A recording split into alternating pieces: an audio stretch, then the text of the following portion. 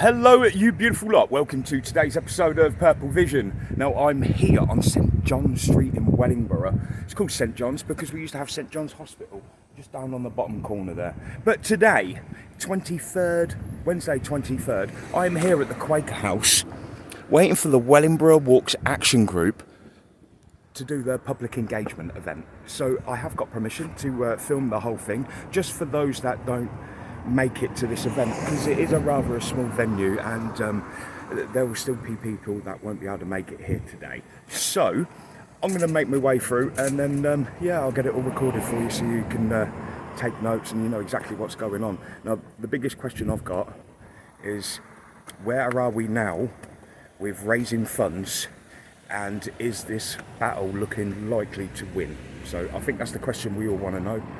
So I'm going to go get myself nice and settled, and we'll start filming. Cool. Look at that. I've never been here before. Absolutely stunning. Before we start, I'll see if they'll let me just run the camera around the building a minute, because it looks lush. Look at that.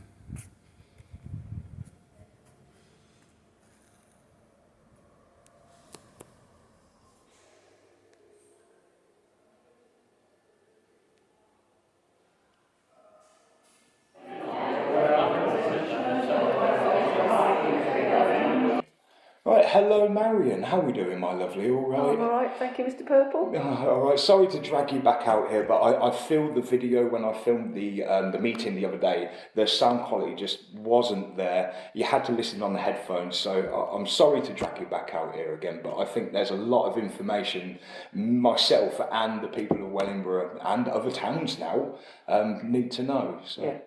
Thank you for meeting me again, and I do apologise.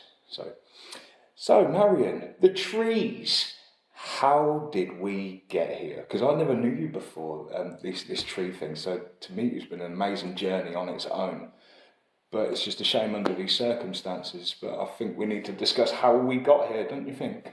Yeah, so I was back in February. It's a long time ago now, isn't it? It was, yeah. Back in February, I first heard about the plans to fell up to 61 trees from Wellingborough Walks. I heard about that on the 12th of February. I knew nothing about that before then. And myself and obviously I told other people, and other people had started to hear about it. And we started looking to see, to understand what was going on, why that was happening, and under what authority it was happening. I got in touch with North Northants Council. I asked the head of the highway section at the time, what's going on, and also at the same time I found out that all those trees that were supposed to be felled a week later were actually under the protection of a tree preservation order, or a series of tree preservation orders. So, and in fact there were, up until the felling earlier on, there were 189 trees on the walks that are all protected under that order. So, as I say, I contacted the council, North Northants Council, to find out, how can these trees be felled when they've got tree preservation orders on them? Okay. And also, we were trying to find out what under what rules, under what decision this had been made, because no one in the town seemed to know anything about it. Yeah. I didn't know. I mean, I've been looking at Bovis Homes and Stanton Cross ever since I started the channel, and I knew Route 2 was coming in, but the plans didn't exactly highlight it very well for me to go, oh wow, actually that's going. So yeah. I think you heard about it the same weekend I heard about it from someone, so it was like, right, wow, let's get this out there. And obviously, as the local, I live in the same ward, and as the local town councillor for that ward where the trees are, I wanted to find out what was happening. So obviously I contacted the North Northants Council, I contacted Wellingborough Town Council, let them know, because again, people on Wellingborough Town Council generally didn't know. And we were basically calling on North Northants Council to pause the planned works, which were due to start on the 20th of February, to issue a pause notice so that everything could be found out, because that week before the felling was supposed to happen, was the half-term week, and most of the staff that knew most of all the stuff about it weren't perhaps there at the council. We also had the difficulty that the decisions that were made, the planning decisions were done by the Borough Council and Northamptonshire County Council, not by Northampton itself. That was done in like 2005 or something. Well, there's two main planning decisions, and the final part of the first decision was in 2008. That was the main outline planning permission, and then a variation to that was done signed off in February 2017. So both of them are quite a while ago, aren't they? So, but we couldn't understand why the Walks trees. This is a town monument, isn't it? A town natural, a town's natural heritage, living heritage. Monument, yeah, yeah, and so. So we called on the council to pause the works to allow time to find things out, but instead of doing that, and the town council called on them to do it as well. The town council wrote on the 19th of February, the day before, asking the same, because the town council hadn't received the undertakings from North Northampton Council which proved the basis under which those trees were being felled or going to be felled. So the town council asked the North Northampton Council to pause it as well, issue a temporary stop notice. But unfortunately the North Northampton Council decided not to do that. And so that saw all of us, or a lot of the community, turning up on the 20th of February and a lot of people did a lot of stuff to try and prevent the trees being felled, because everyone down there protesting felt it was an unlawful action. Even myself. These are tree preservation orders. Everywhere I go, even with my little cottage space, if I was to touch any of the trees down there with a little tag, then I could expect a hefty fine. It is a big no-no. Whether there's a clause for the developer or not, there still should be some harder laws to protect these trees. Yeah, and well, there are, and it is what we didn't realise at the time, but no, not long after, we found out during that process, was it is a criminal offence to fell a TPO tree without that clarification or permission from the local authority that it's linked to. So, so obviously people turned up to demonstrate, and we had, the unedifying sight of ordinary members of our town being arrested for trying to prevent what they felt was an unlawful act on behalf of the developer through their contractors. One of them gentlemen was 84 years old as well. God bless Anthony Lokes, what an absolute star. So and obviously we managed to save most of the trees, but we lost 16 of the trees. Yeah. Which was heartbreaking for us all at the time, and still is, And anybody I've still got the image. I went home just to take the family home, and I went toilet and my window was open, and it was the first time I heard that chainsaw, and I just knew the first tree had gone. And seeing back, I can still feel myself getting emotional now. It's heartbreaking. Yeah, it was, because they're beautiful trees, healthy trees, and the sound. I'll never forget that sound. I've got it on film. Yeah.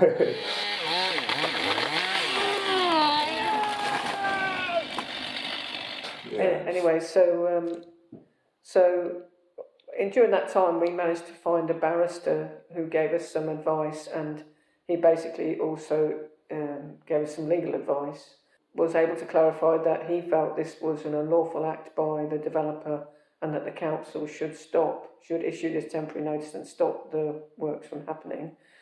Unfortunately, that wasn't acted upon. So the barrister, Paul Powsland, came up on I think it was like 27th of February or whatever. Came up, and we went up a tree the next day. It wasn't his initial plan to go up the tree, I'm sure, but actually he was on site trying to talk to the contractors, showing them the legislation and why what they were doing was unlawful.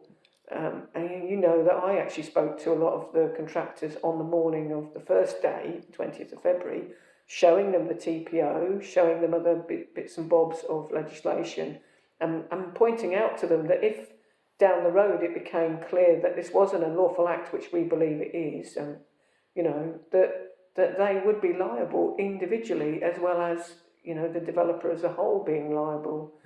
So but we got ignored. Yeah, so he was there speaking to the police, speaking to the developer, the contractors at the time, and they didn't listen to what he's saying. So then He took the action into his own hands, didn't he? And I've actually got him wiggling his bum up a tree, which is he was so high spirited. I mean, it's sad, isn't it, that someone has to come from a completely different area of the country, climb up a tree to get our local council to listen to us. Yeah.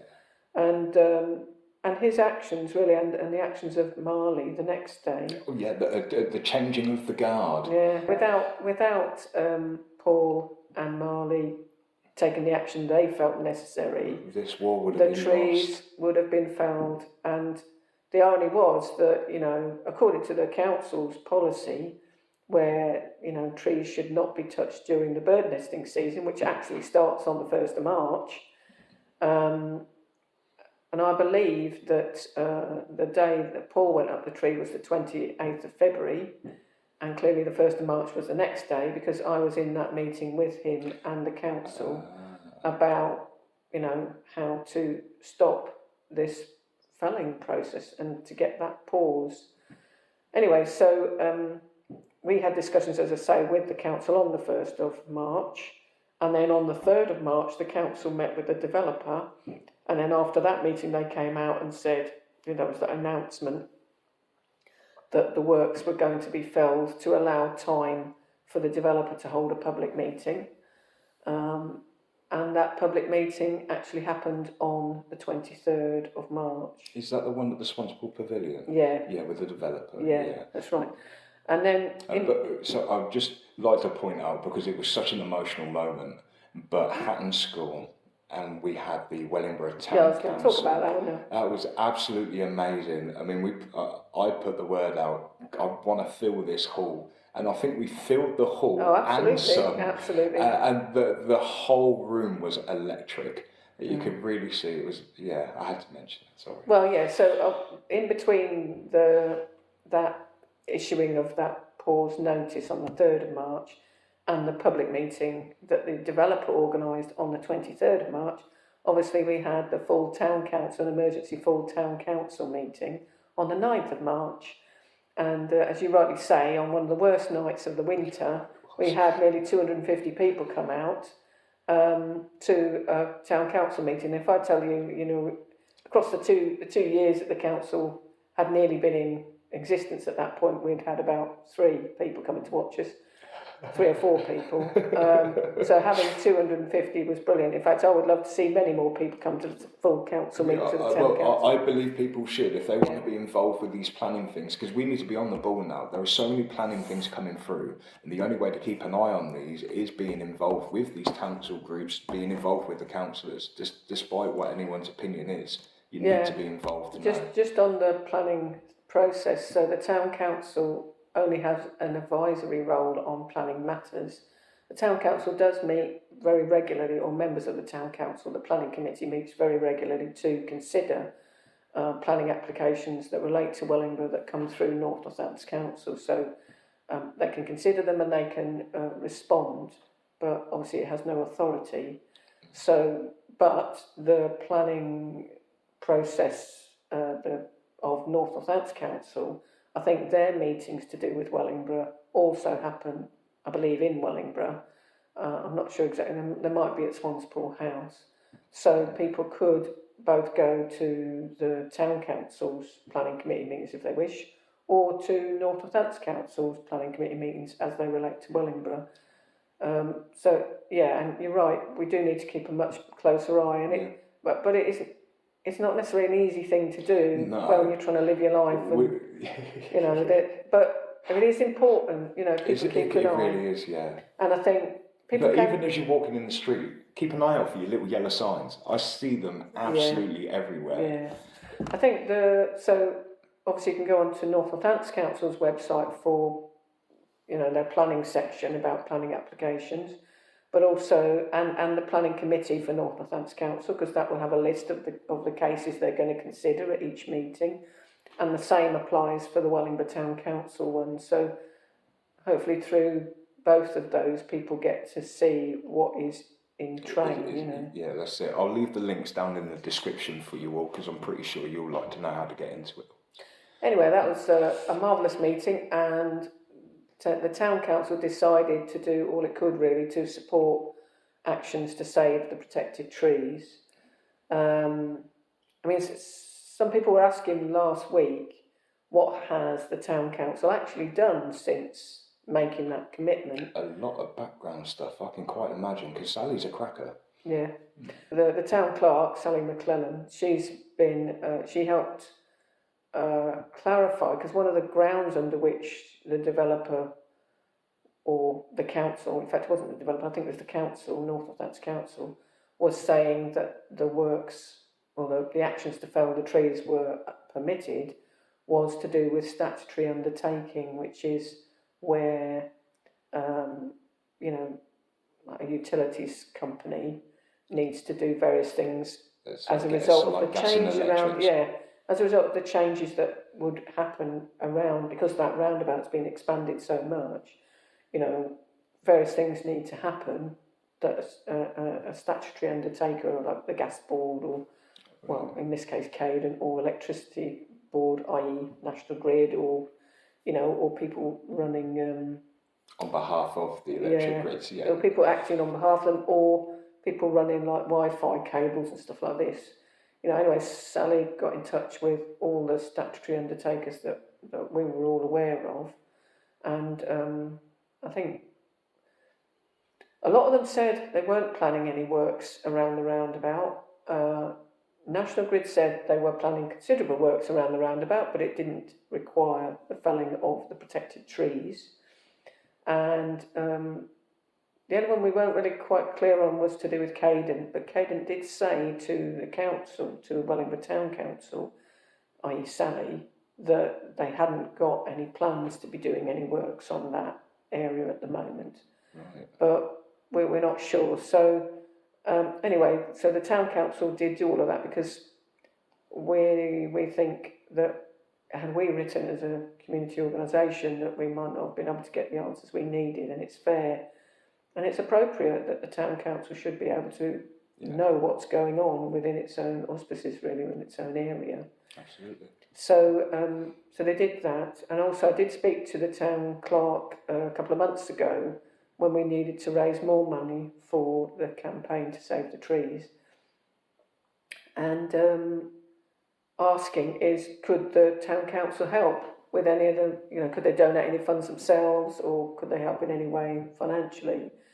But she did advise me at the time that as far as she was aware, the Town Council can't take the primary council to court, or can't fund anyone who's taken the primary council to court. The Wellingborough Town Council, so are they just like a little sub-body of NMC? So the Town Council, the Town Council is a separate legal entity, but it's effectively like a parish council. Right, okay. So it's supposed to be the kind of voice of the communities of Wellingborough, but it is not the main council. The main council now, after the unitarisation that we had, is North Northants Council, and they have taken on every function that used to be done by the Borough Council and by the County Council for this side of the county. So they've got the statutory responsibility across all the different needs in our lives in relation to the law says, local council, you should do this or do that. The Town Council, it has general laws that it has to comply with, but it's not got anywhere near the level of power or finance that North Northants Council has. But public engagement, now that was interesting. I got to meet a couple of nice people actually from Bovis. There was a tall guy, I can't remember his name, but we disagreed on a couple of bits, but then we moved on to some bits that we did agree with. It was all right. There was a little guy, he was very on edge. He did have his spines up and people were asking him a lot of questions. But overall, how did you find that public engagement? We thought it was interesting. It wasn't an easy thing for me to personally attend because they'd tried to exclude me from the council one of it in a few hours before. It wasn't, but I did go to the one in the evening because I was taking my wife there who's disabled, and and also it was a bit of a rugby scrum, wasn't it? Because there was it was an event. It's an important event, but it was in too small a space. Yes. So, and also, obviously we had our public event the other week, and we really wanted to learn from how it had been that night on the 23rd of March, where you had a lot of people asking exactly the same question, but because they're asking it to different individuals, A, you didn't know whether you got the same answer or not, and B, there was a lot of repetitions. So that's why when we designed our event last week, we thought it would make sense to just go through stuff and then have a Q&A section afterwards. So it wasn't an easy, as a local resident, it wasn't an easy thing to attend. No, it really wasn't. But what came from it was that the developer saw the strength of feeling and the depth of feeling, and that they did commit on that day to, or after that rather, to, that they would listen to what people had said and that they would reconsider and come up with new proposals themselves. I mean, after that, there was, on the 30th of March, there was the North Northants Full Council meeting over in Corby. The Corby Cube. Yeah, that's right. And then on the same day, they released a lot of documents to do with the case, the situation, and also the leader of the council asserted again that no tree felling should happen between that point, i.e. the end of March, and the end of July. So, and by that time we all rejoiced. Yeah. So people were relieved again. But I think what's happened in the community is that, I mean, we've taken various steps since then, but over this period, people have kind of thought that it was all sorted, and it isn't. It's so not. It was just like a bit of they call it a calm, don't they? Yeah, calm. And that was quite nice. People could just relax for just a couple of minutes. Yeah. So also in March, we created Wellingborough Walks Action Group Limited because we were delighted that the original pause had happened. Amazed that the original pause had happened, and it was brilliant. But so it was. The trees were temporarily saved, and clearly that temporary extension carried on because of what the leader of North Northants Council said on the 30th of March. Jason Smithers? Yeah. Is he still the leader? Yeah. He used to be. As far as I know, yeah. And we want to permanently save the trees, and we see, perhaps one of the only ways of enabling that is by taking legal action to enable, to bring that about. So we created Wellingborough Walks Action Group Limited so that we could, which is a non-profit company limited by guarantee, and it's a vehicle through which we can operate as a group of people trying to lead that legal action. So being a legal entity. Yeah, and it protects then us as individuals in order to take that action. What we also did towards the end of, in April, we heard about an organisation called Harrison Grant Ring, which is the solicitor's firm that we're now using. Now we've missed a bit here. Now all across the country, they're having problems with these tree preservation orders. We've got Sheffield. I think actually Sheffield, they chopped down the trees and then they took the council to court and they won the case. It was completely unlawful. You've also got Plymouth, where they come in through the night and they chopped them all down through the night in this beautiful space. And I think there's only one left now, isn't there? No, there was about, I think, 20 odd left. Oh, was there a couple left? Yeah. But so the legal firm that helped that community in Plymouth save those remaining trees is Harrison Grant Ring. That's it. And we got to hear about them because we contacted our friends down in Plymouth to, try and understand what they've done, because they got that injunction within a couple of hours. Yeah. And so we met with the people from this solicitor's firm and asked, well, what can we do? Because we weren't minded originally to go for judicial review. We didn't really understand it anyway. We wanted to see, we thought it was about getting a permanent injunction rather than, but they said it doesn't work like that. And that the only way really of getting any kind of permanent solution is to go through the judicial review process and see where that takes you. So we asked them to review the case because they were new to it. And obviously during this time people were donating to us, which is amazing. That's it, because to do all these court processes is a phenomenal amount of money. Not every case that is applied, not every situation where an application for judicial review is received by the High Court is actually taken forward to the High Court. So they'll be looking at the papers very soon. That's it, but this again costs a lot of money. The actual position at the moment is that we've raised just over 43,000. 43. But we've spent 38,000 or just over 38,000. Wow. So we've had some more contributions this week, so we're up to about just over £6,000 now of funding. Right. So yeah, we probably have 44,000 in now actually. So what? It's a lot of money. Dare I ask a little bit of a breakdown on what this has been paying for? All of us that are on the committee, and there's 5 or 6 of us on the committee, we're all volunteers. Yes. And 97% of all the money we've had in, that we've spent, has been spent on the legal case. And even the other bits are buying things that we can raise money for the legal case. So, like t-shirts and the caps. So all that's raising money for the trees. Well, most of the money's being used on the legal case. We're not using it for anything else. Even when we're running events to raise funds, those contributions, like if food's needed or whatever, that's coming from community members, committee members, they are donating to enable that fundraising event to raise enough money for us. So, and basically in terms of what that money's been used for,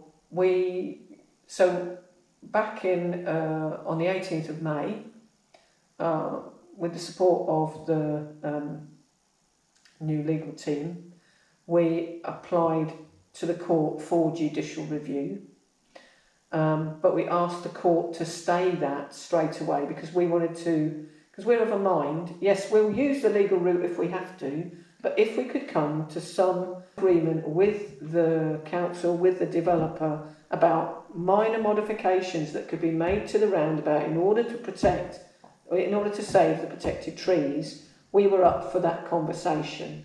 As I say, we did hire a highways engineer, and he's produced a report for us about the ideas that he had about modifications that could be made to the roundabout in order to protect to safeguard the protected trees. So I'm just going to go through some of those ideas, and I'll show you that now, if you can see this. Yeah, if I grab the camera. Oh. That's all right, you can come down here if you want, I'll move the camera. I'll hold it up because the lights.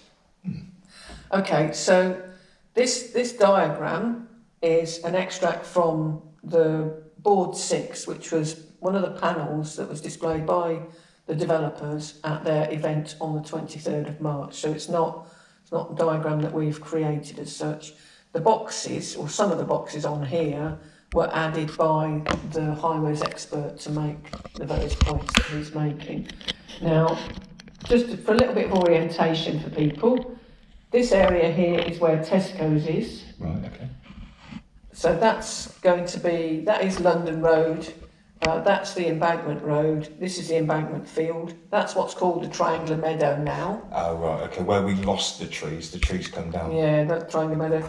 And this is the road going south off the roundabout to the bridge over the river. Yeah. And this is what we call the Whitworth Field, which is the field opposite Tesco's, where the horses are now, and that's where the horses used to be. Yes. Okay, so as you can see, most people wouldn't recognise this roundabout at all because this is what the roundabout is proposed to become. So this is the roundabout on London Road, and that's the A45 junction bit going down there. Okay, sorry, that's the road in front of Tesco's going down to the A45 roundabout. Yeah.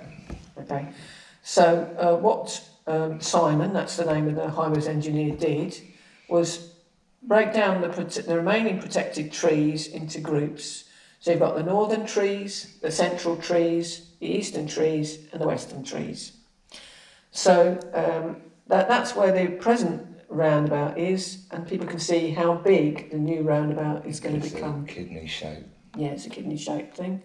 And obviously, most of it's going to expand into what is the triangular meadow. Okay. Now, so these dots on the road here sort of denote all of the trees that were protected on the walks. So they're to do with the walks.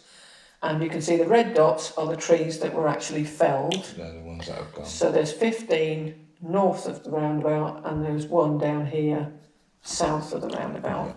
That's that one. So what Simon did, let's just go through the northern trees. So these two trees here, they weren't felled because they had bats roosting in them at the time, and I think that those bats are still roosting there.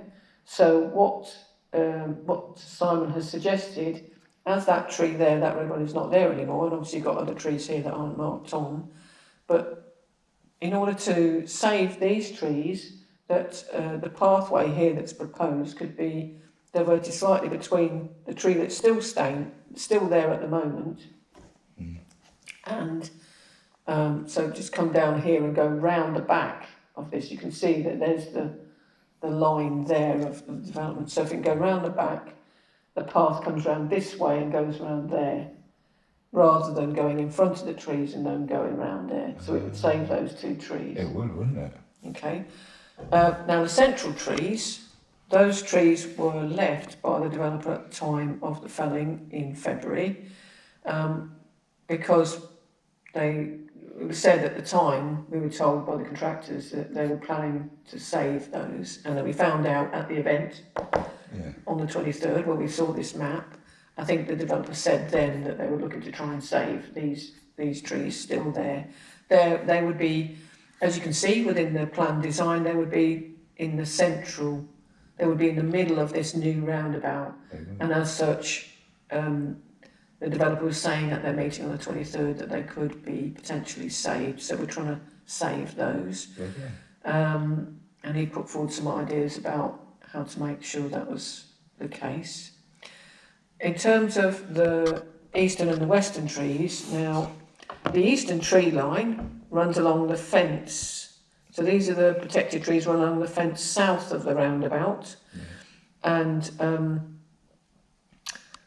the idea there is in the plans, I think we were told that, I think this was on the 23rd of March, we were told that there is a pathway there, 3 metre pathway, cycle pathway that needs to be put in, and as a result those trees would all need to be felled. For a cycle path. Yeah, for a cycle path, but we've already effectively got a cycle path there, and I think what Kevin was saying, and Simon, the engineer that's proposed this, I said, well, you know, since the path up this end is only 1.8 metres or something, and down here under the road bridge, you know, the A45 bridge, when it comes out into Little Urchester, it's less than it's less than 1.8 metres.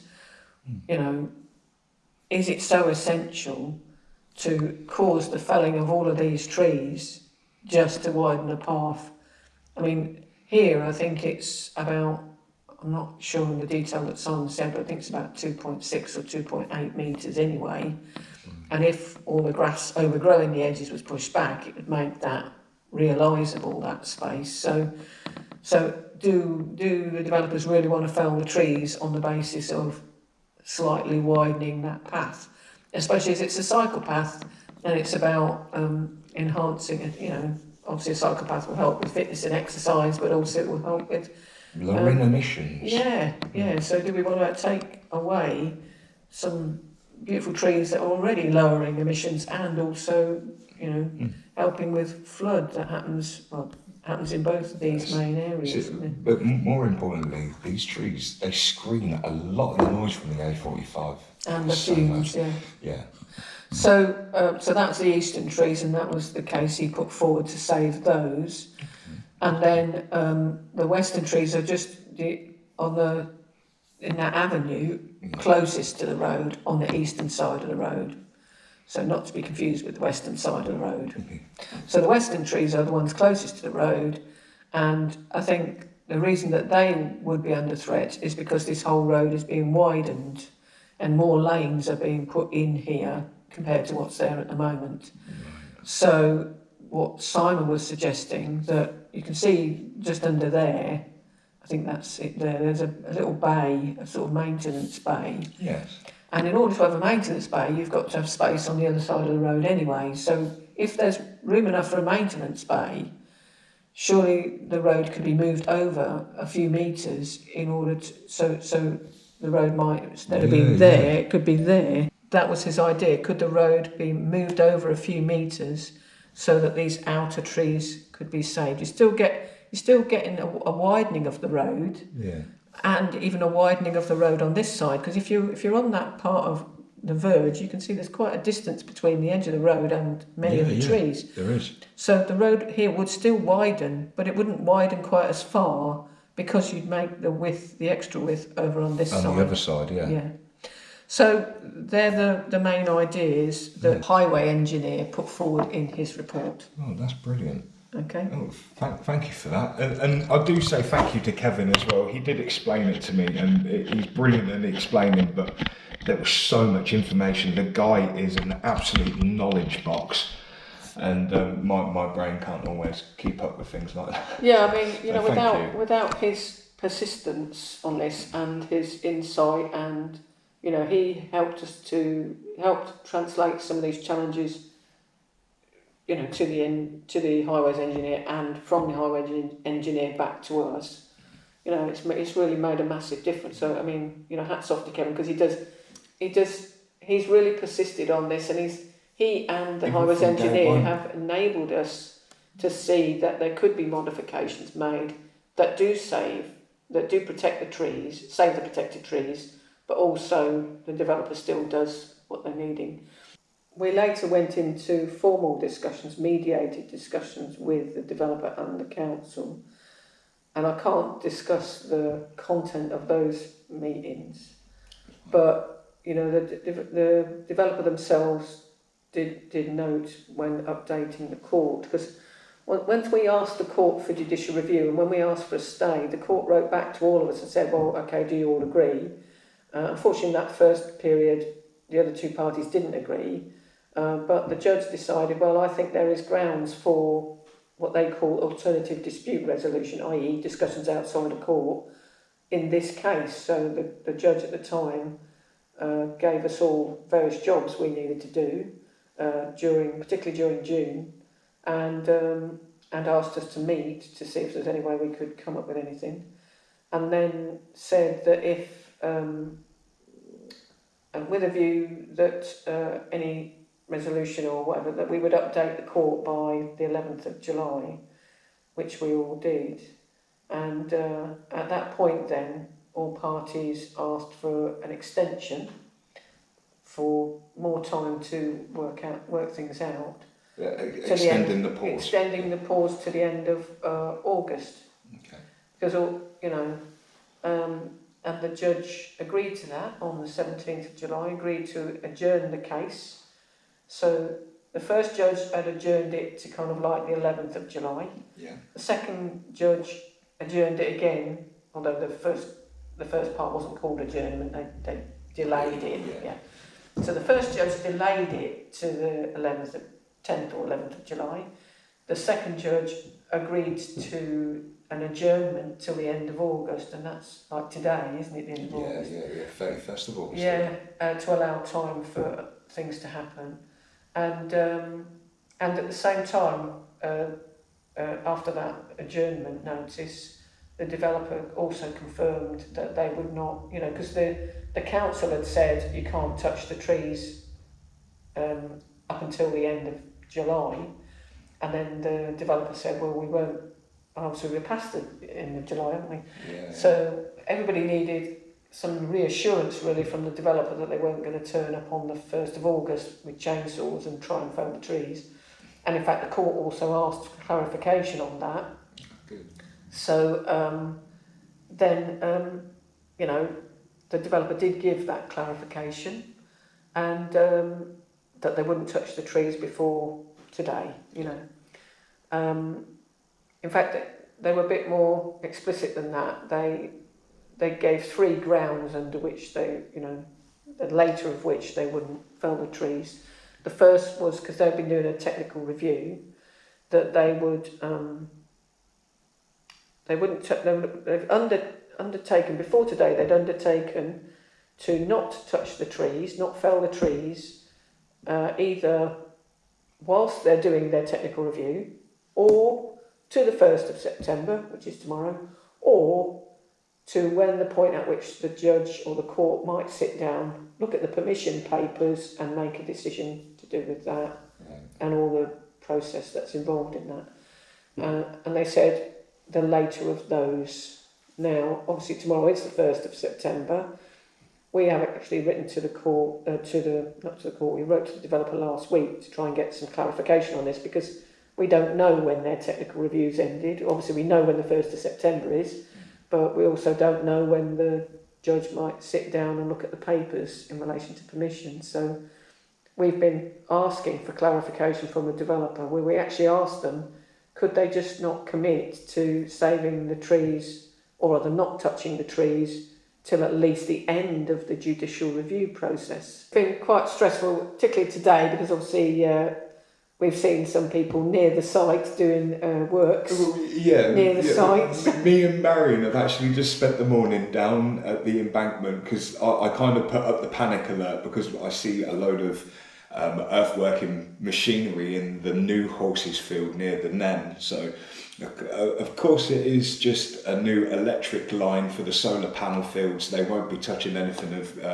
the embankment road, but it just goes to show we're on edge. The amount of messages I got was like, right, okay, everybody is still there and watching. Yeah, because we have to go about our daily lives ordinarily, but you know, I think the experience that everybody had in February has kind of scarred us into the, you know, we don't know if we're going to get to know. So that's why we were very keen to clarify with the developer. And they didn't have to tell us, you know, they have done that, and that's good that they've done that.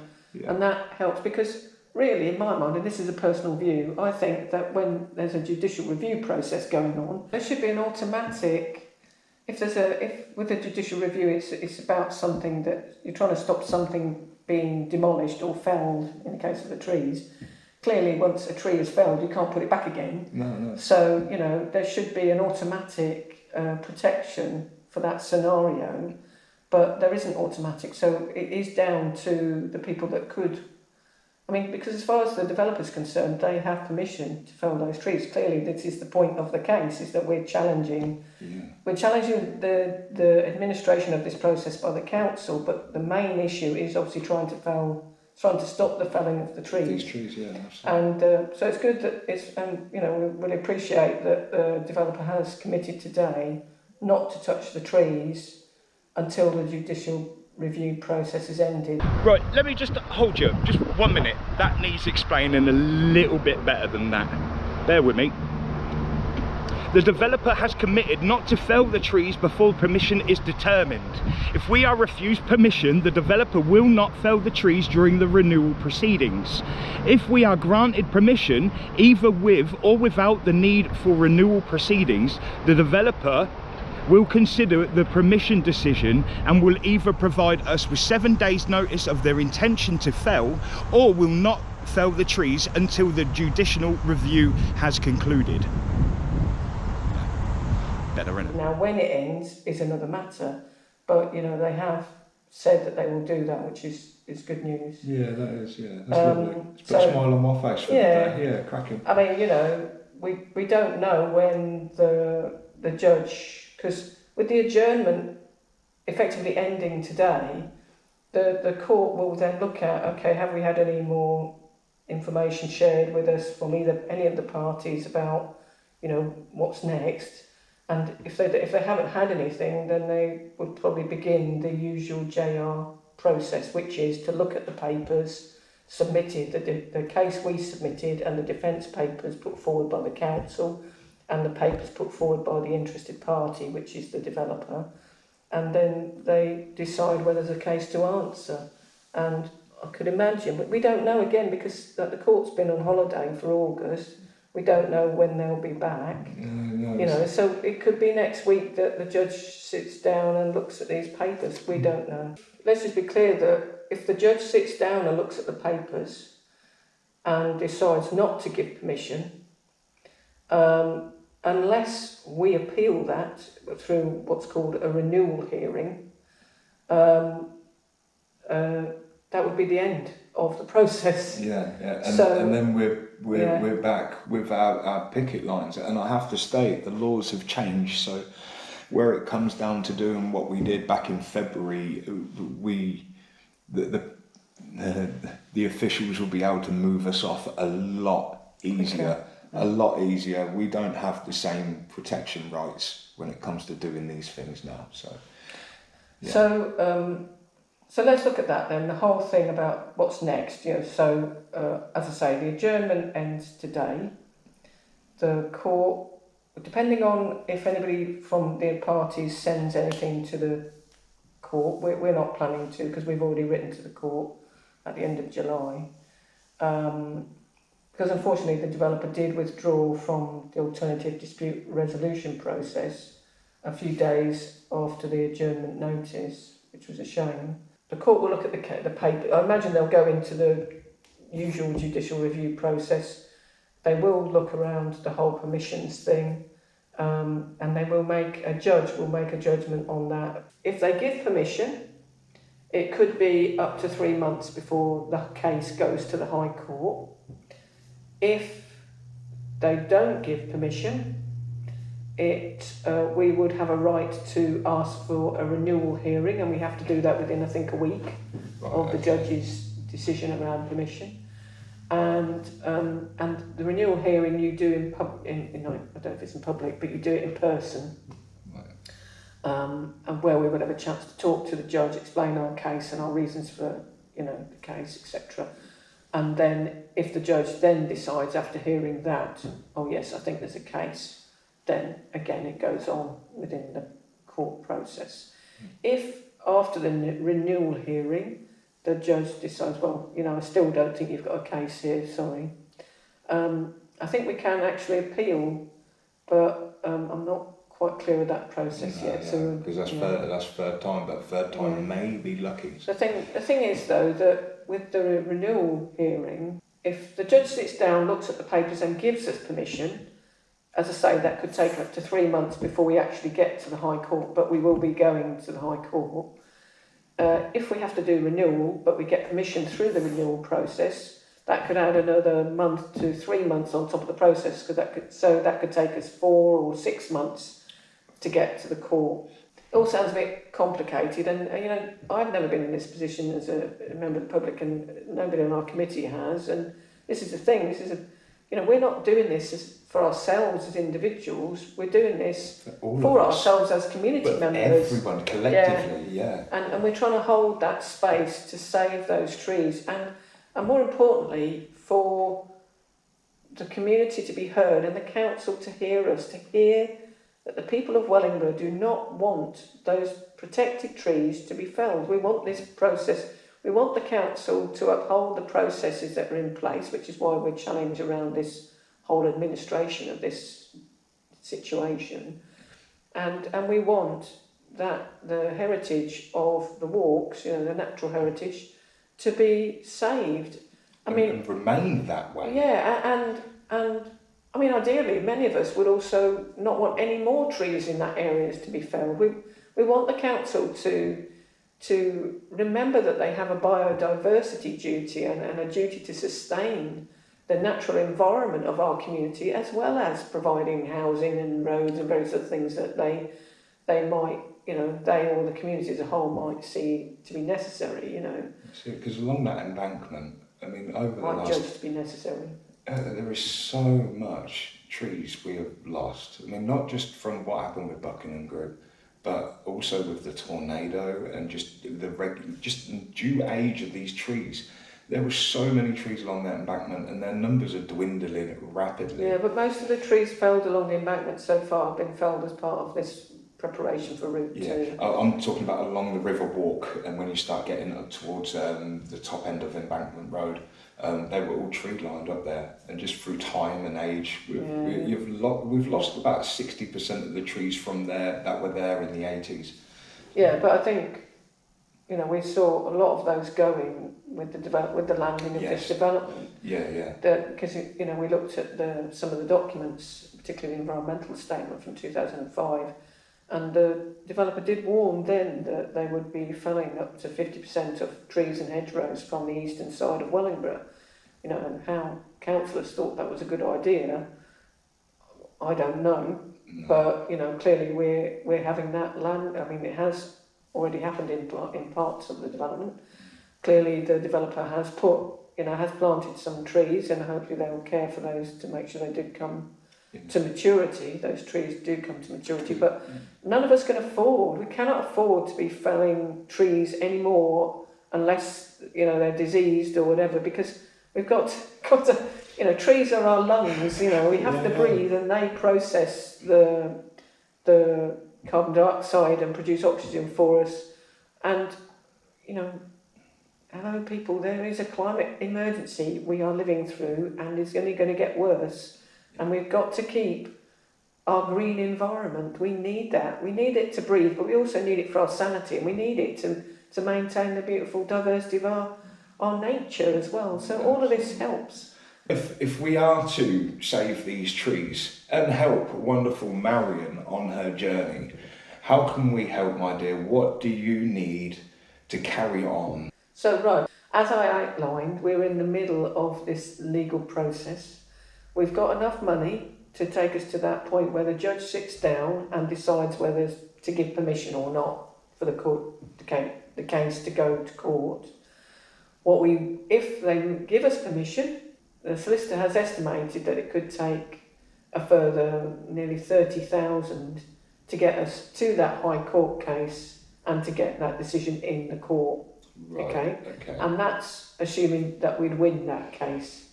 If we did that, but we lost the case, we would have to pay another £10,000 on top of that towards the costs of the other parties. But that cost is restricted. Okay. It's restricted, so it won't go up. It is £10,000. £10,000, yeah, that's right. Now, so that's if we get permission, and that's if we go to court. Okay, so if we go to court and win, it costs us roughly about 30,000. If we go to court and lose, you're talking about 40,000 because you've got another 10,000 for the cost for the other parties. If the judge sits down and looks at the permission and decides, no, sorry, I'm not going to put it to court, and we need to go for the renewal hearing, I think that would cost us up to about 10,000 just for that renewal hearing. It's a bit less than that, but we'll just say around about 10,000 for that renewal hearing. So then that would be a 10 on top of your 40. Right, so that's for the renewal hearing. If we're successful at the renewal hearing, then obviously we go into the costs to do the court case, and obviously whether the court's case is successful or not. Okay. Now, hopefully we wouldn't have to go for an injunction, but if we did have to go for an injunction to protect the trees whilst this process is going on, they estimated about 8,500. So again, we just ran, say 10,000 just to be on the safe side, because it is all an estimation. And we're working hard not necessarily to go for an injunction. We want to try and just go through the process. Yeah, straight through. But if we are in any doubt, and if we're concerned, and if, say, the developer said, actually, no, we are going to begin, they have committed to us that if they felt that, you know, whatever phase of the process that they felt it, if they decided that they needed to do the felling works, they would give us 7 days' notice. So, you know, during which time we could go for an injunction. From what you're saying, I reckon roughly about another 50k. Whatever you need. It would be nice if we could try and get some more companies involved around Wellingborough to try and come up with some bits, even from yourself, like a Purple Vision tour around Wellingborough Lakes. Come for a walk with Purple just for a little donation in a bucket. I think there's things that I think we've all got to get very creative about how we raise more money, considering how much the community's already done. I mean, 44,000. That's amazing. It's unbelievable for our community. Absolutely. Thank you to everyone on that one. Yeah, and I just want to say that actually because we as a community group are doing our best to hold this space, but ultimately it's down to the residents of Wellingborough, in and around Wellingborough, to stand up, to contribute, to be heard. And the businesses, because obviously a lot of people running businesses around our area also don't want to see this happen. So, I mean, it's brilliant what people have already done, but we're kind of halfway there and we need to continue, and I hope people will find it within themselves to be able to contribute whatever they can to help. That local firms, local businesses will do what they can to help as well. And that, again, if we do get that chance to take this to the High Court, that we will also be asking beyond the boundaries of Wellingborough, which we are to a certain extent anyway at the moment. Yeah. Well, I'm hoping this video kind of reaches out, because we've got a new one on the map now. We've got Crick. What's happening with Crick? Well, I just heard this morning that there's a housing development around Crick where there were, I think it's 16 trees that are due, and they're not very old trees, but they are about 20, I think they're about 25 years old.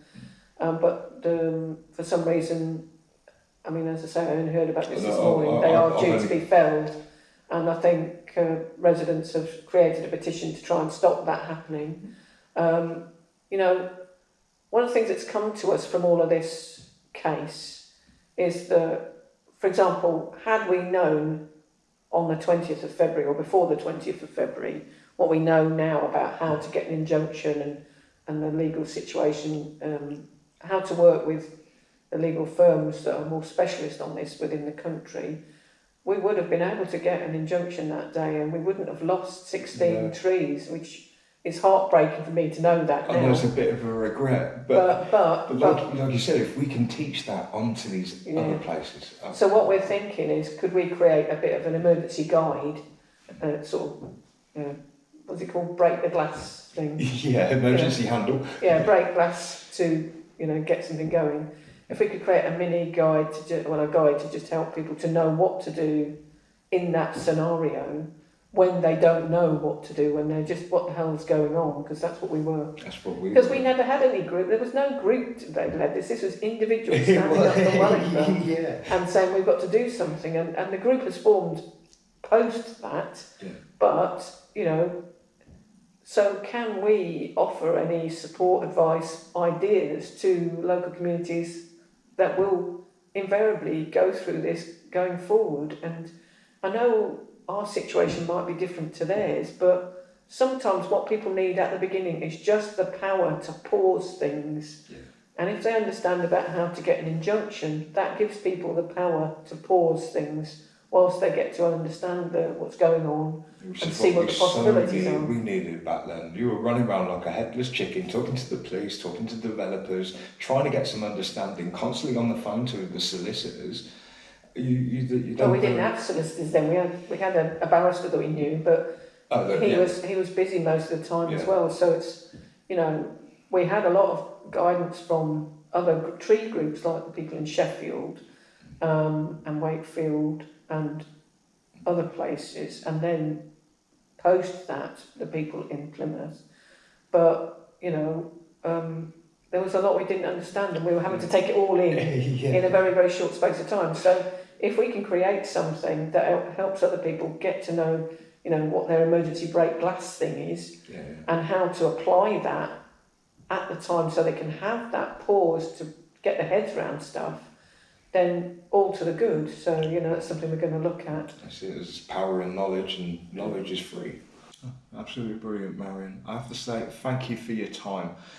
Sorry we've had to redo that, but I think this little interview here has been so much better. So, if you can help out the Wellingborough Walks Action Group with anything, whether it's fundraising or even donating over money, I'll leave the Save the Trees .co.uk website down below where you can donate. I'll also leave an email address for the Wellingborough Walks Action Group, so if you would like to meet up with them and get some information or even hand over cash that way, whatever you need to do, then there are ways that you can do this. But as you can see, Leanne is getting a little bit antsy, so the boys are going to be doing her head in, so I better get home. Thank you very much, Marion. Absolutely amazing. What a pleasure. Thank you, Purple.